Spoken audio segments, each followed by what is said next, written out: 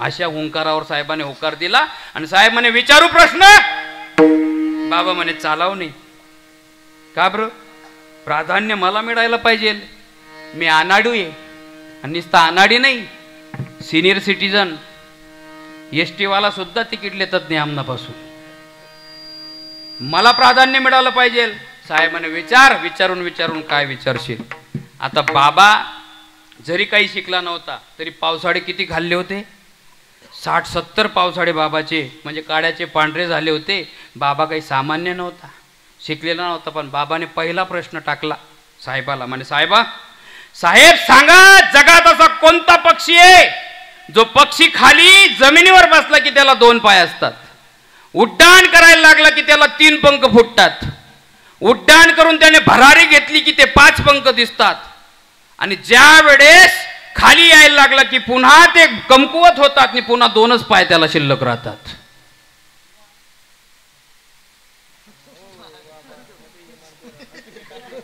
इमान का पक्षी आहे का?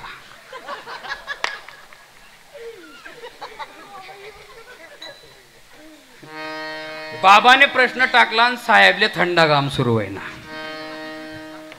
साहेब म्हणे गणज अभ्यास करा, झूलॉजी, बायोलॉजी,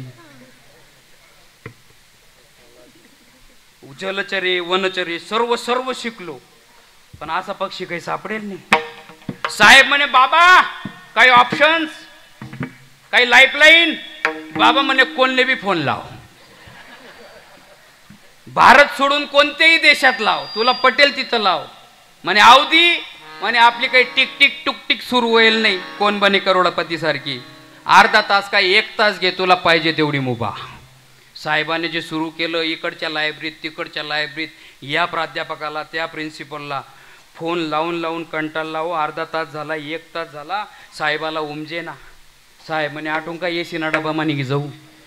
एवढ्या बिकट परिस्थितीत शेवटी 1 तासानंतर साहेबाने हार पत्करली आणि सांगितलं बाबा मला शक्य होत नाही उत्तर द्यायला, हरलो, मला उत्तर देता येणार नाही. बाबा म्हटले साहेबांना, साहेब हरले ना? हरले, भरा दंड, द्या 100 रुपये. साहेबाने कोरी करकरीत 100ची नोट बाबाच्या हातात दिली. बाबाने ती नोट आपल्या कोपरीच्या खिशात घातली. एकदम आनंदात, पहिल्यापेक्षा चेहरा एकदम टवटवीत, कमळाच्या फुलासारखा. बाबा एकदम खुशीत, आनंदाचं वातावरण. आता साहेब बोलायला लागला, साहेब म्हणायला लागला, तळमळायला लागला, कसं होईल? बाबाचा प्रश्नाचं उत्तर मला आलं नाही. बाबाला बोलले, बाबा तुमचा प्रश्न झाला ना, आता मला उत्तर देता आलं नाही, दिला ना मी दंड, आता माझी बारी आहे, आता मी विचारेल. बाबा म्हणे विचार. साहेब म्हणे मी दुसरं काहीच विचारावं नाही, मला त्याच पक्षीनं नाव विचार नाही. असा कोणता पक्षी आहे जो खाली 2 पाय, वरती उडायला लागला की 3 पंख, भरारी घेतली की 5 पंख, कोणता पक्षी आहे? बाबा म्हणे मला बी माहित नाही, याले 5 रुपया.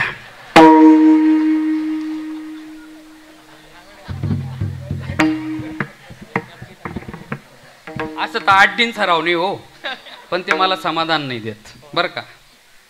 याला जल्पवाद म्हणतात. मराठी भाषेतलं व्याकरण सुशोभित करत असताना आळंदीमध्ये शिकवलं जातो. बहुतांशी हे प्रकरण फार कमी असतात. चातुर्मासात वगैरे प्रगांड पंडित निवृत्ती महाराज वक्ते, भाऊ महाराज पाटील, मुमुक्षु पाठशाळा, असे महान जे वक्ते कूट अभ्यासावर चिंतन करणारे, यांच्या मुखातनं असे व्याकरणाचे ते याला आविष्कार म्हणतात, ते आविष्कार छेडले जातात. आणि त्या पद्धतीने तो जल्पवाद असतो. असा या जल्पवादामुळे काय फायदा मला सांगा, तुमचा काय फायदा झाला का? 2-4 रुपयांना, 5 रुपयांना नाही. माझा बाबा का 50 माले काढी देवा आहे नाही. म्हणजे या जल्पवादामुळे ना कीर्तनकाराचा फायदा ना श्रोत्यांचा फायदा, उलट कीर्तनना टाइम वाया घ्या.